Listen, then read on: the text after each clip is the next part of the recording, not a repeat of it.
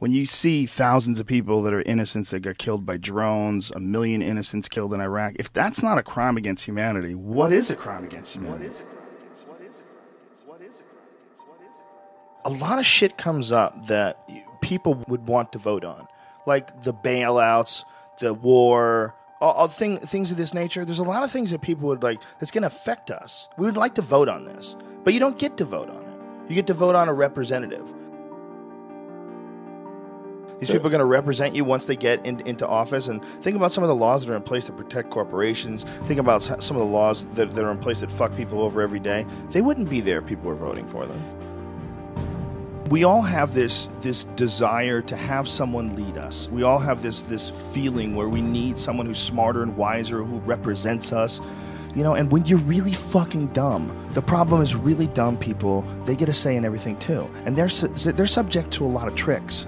They're subject to nationalism. They're subject to these kind of ridiculous rah, rah, rah America speeches that don't say jack shit. They say nothing.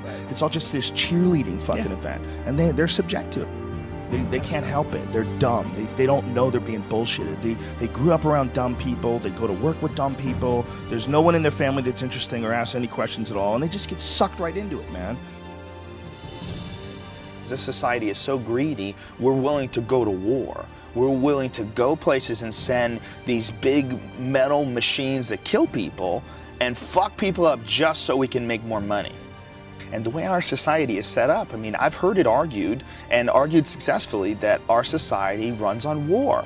You know, it runs on the domination of the other parts of the world. And literally, that's the only way you can control a gigantic chunk of the globe. You have to keep everybody down, you know, and that's what our society is based on.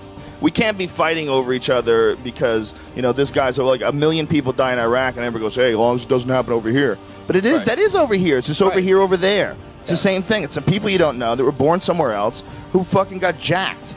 You get trapped in that whole idea of, you know, this is my team, these are my people, and, you know, someone fucking plays a country music song and throws up a flag, and I'm in. Fuck it. It feels good. Feels good to be in, right? Feels good to be, God bless America. It feels good singing around with a bunch of other people and you're all drinking. We're the fucking baddest motherfuckers on the planet. Woo! And that's how people get recruited. It's a clusterfuck, man. These poor fucking kids, man. Can you imagine being 18, 19, being talked into doing this shit for a bunch of bloodthirsty motherfuckers who just are trying to get whatever they're trying to get over there, whatever the fuck it is, whether it's lithium, you know, minerals in the mountains that they use to make cell phones, whether it's 90% plus of the world's opium supply, 90% That is a multi-billion-dollar business. And if you think these fucking industrialist cocksuckers that are running the world are going to leave that money behind, you're fucking crazy. Dude, they've got United States Army troops guarding Poppy Field. There's fucking so much heroin there. I mean, it's incredible. The fucking brother of the president of Afghanistan, his brother was selling heroin and getting paid by the CIA. I mean, god damn it. Heroin is absolutely addictive, okay? People who try heroin get hooked. Heroin is everywhere, okay? So you need to sell it. Someone's selling it. Who's selling it? I don't know, but 90% of it comes from this one place where we have to be to save our freedom. You can't criticize it. Because if you criticize it, you're a shithead. You don't appreciate the troops and what they're doing for you. And that's not the case at all. I just don't like the idea of these fucking people leading us in any direction where you need to sacrifice your life. Well, I don't believe it. I don't believe them. When there's been so many fucking lies. I mean, the more you look it up, the more, I mean, go into any of the stories on the weapons of mass destruction before we invaded and compare them to what we actually know that they really knew when they said that.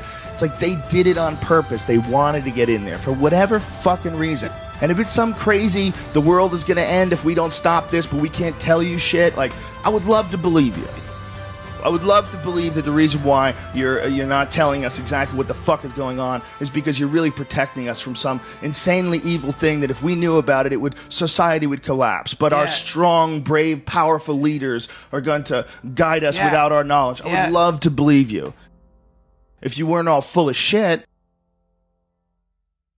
We're going to have to step back and look at it all in a different way. And I don't think you're going to get that from just voting for president and dealing with all this nonsense that we have right now with the two-party system. We're spinning our wheels. We're not getting any traction. This is all nonsense. It's the same nonsense with Obama that we dealt with Bush.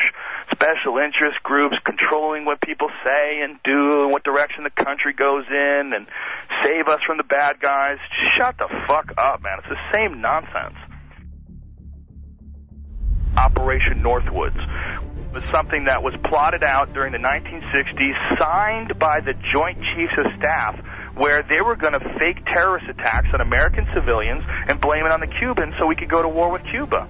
It involved a bunch of shit, like blowing up a jetliner. They were going to have a drone jetliner and blow it up and say that people died on it. And this was going to get everybody fired up about going to war with Cuba. They were even going to attack Guantanamo Bay. They were going to arm Cuban friendlies to attack Guantanamo Bay so that we would have to go to war with Cuba.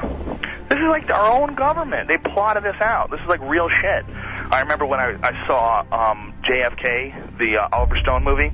And that was like part of the premise that JFK, that Oliver Stone was pushing in this film, is that they killed JFK because they wanted to stay in Vietnam because they were making a lot of money in Vietnam. And I remember at the time seeing that movie going, that is absolutely ridiculous. Who the fuck believes that? Are they going to start wars and keep wars going just so that they can make money, even though it's not a real war, it's not a just war? Nobody wants to go to war. That's stupid hippie bullshit. Well, as I got older and I started investigating history, you know, from way back to Vietnam, to the Gulf of Tonkin, to all the shit that happened when Kennedy and Nixon were in office, to all the shit that happened with Reagan and the Contras in Nicaragua and the Sandinistas, and all the different various things that have happened in human history where it's clear that the United States is, you know, we're fucking around with all kinds of things all the time to make money.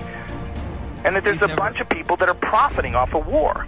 And then they're not just profiting like a little bit of money here and there. You look at like what's going on with how much money Halliburton made from the war. We're talking like billions and billions of dollars. That's like real money. Eisenhower leaving office, and he's giving a speech warning the American people about the power of the military-industrial complex. You know, when you watch that, you're like, well, here is a sitting president who's leaving office, but the most important thing that he wants to tell people is that you have to be careful because there's a machine here that wants to go to war. There's a business behind going to other countries and fucking people up and taking their shit, and they come up with reasons to do this, and they sacrifice American lives to do this, and they do it for profit. And it sounds absolutely ridiculous. It sounds absolutely outrageous that the greatest country on earth could be involved in something like that from the get-go. But yet, that's what history says. That's how it points. It points in that direction. It points in that direction that it's going in. In the councils of government, we must guard against the acquisition of unwarranted influence, whether sought or unsought, by the military-industrial complex. The potential for the disastrous rise of misplaced power exists and will persist. We must never let the weight of this combination endanger our liberties or democratic processes.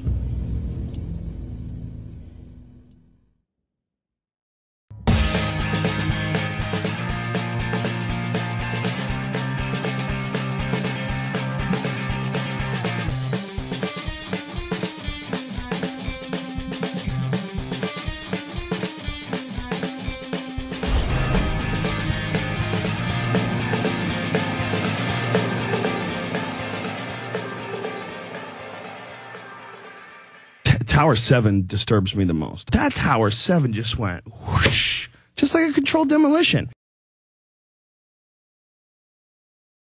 And everybody's like, yeah, but it had holes in the building, and you see the hole in the building. Yes, I see the hole in the building, but wouldn't it fall towards that hole? Why is it falling like that? That doesn't make sense to me with Tower 7. The way Tower 7 fell, it just kinked in the middle and fell down free fall speed. Almost. I mean, everybody they'll nitpick at you. Oh, it was 1/10 of a second slower than free fall. Even if it was just close to free fall, that's crazy. There was no resistance. It just gave up. Why wouldn't it wiggle and collapse towards where it got jacked? It just seems like a controlled demolition. That bothers me.